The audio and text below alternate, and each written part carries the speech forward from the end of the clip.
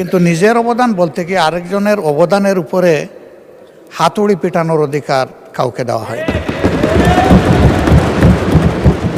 তিনি পার্সোনালি আমাকে হার্ট করেছেন। ২ নম্বর, উনি বলেছেন কোনো মুক্তিযোদ্ধা কিংবা শহীদ মুক্তিযোদ্ধা পরিবারের কেউ জামাত ইসলামী করতে পারে না। তাহলে উনাকে জিজ্ঞেস করে করা লাগবে? আমি এটার তীব্র নিন্দা জানাই। আমার আইডেন্টিটি নিয়ে প্রশ্ন করা হয়েছে, এটা গুরুতর অপরাধ করেছেন উনি।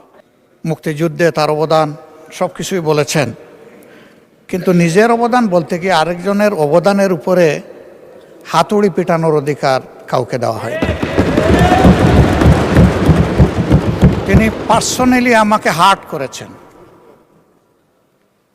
তিনি বলেছেন যে আমি বলে থাকি আমি শহীদ মুক্তিযোদ্ধা পরিবারের সদস্য। তাহলে ইনি এটাকে চ্যালেঞ্জ করছেন।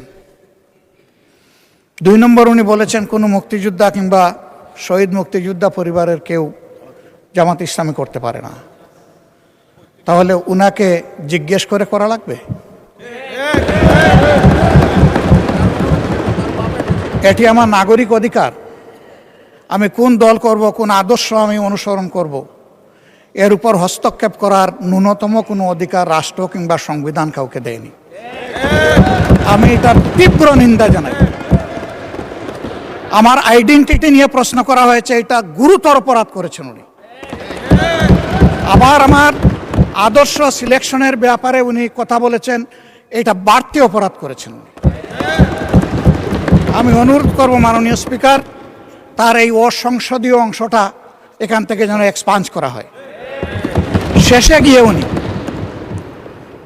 আমরা কুলামনে এই সংসদকে ফাংশনিং করার জন্যে বর্তমান জ্বালানি অব্যবস্থাপনা সংকট যেটাই বলি সেইটার ক্ষেত্রে আমরা এগিয়ে এসেছিলাম। কুলামনে কথা বলেছি, নোটিশ নিয়ে আলোচনা হয়েছে এবং পরের দিন এসে মাননীয় প্রধানমন্ত্রী একটা প্রস্তাব দিয়েছেন। আমরা সাথে সাথে এটা গ্রহণ করেছি। তিনি এইটাকে শেষ পর্যন্ত কনক্লুশন টানলেন কি দিয়ে? হ্যাঁ, যার মগজ যেরকম তার কনক্লুশন হবে সেটা।